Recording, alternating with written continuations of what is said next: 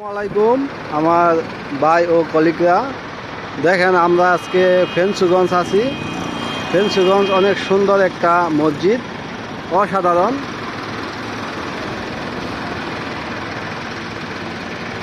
মরহুম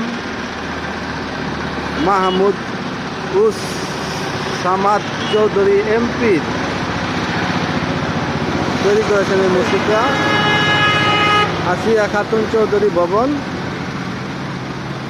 অনেক সুন্দর একটা জায়গা। আমাদের সামাদ ভাই এই যে এখানে গাড়ি থামিয়েছেন এই মসজিদটা দেখার জন্য।